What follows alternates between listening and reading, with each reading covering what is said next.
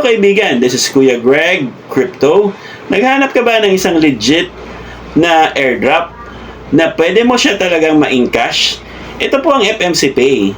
This is licensed in US. Pag tinignan mo to sa Apple Store, makikita mo siya na isa po siyang license exchanger sa Amerika. Okay, at makikita mo rin to sa Google Play.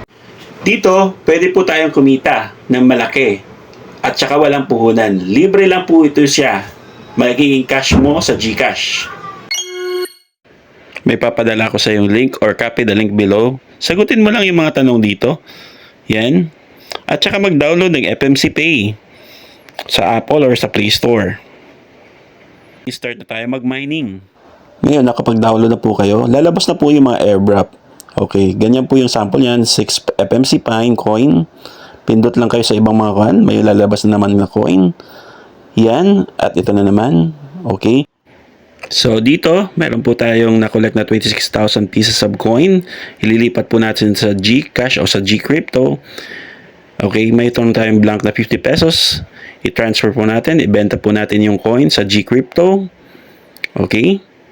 So, convert po natin to USDT 100. At ayan na, pumasok na po yung 6,000 pesos sa So, pumasok na sa GCash. Every account na mabe-verify po natin, magbibigay po tayo ng 100 pesos sa GCash mo.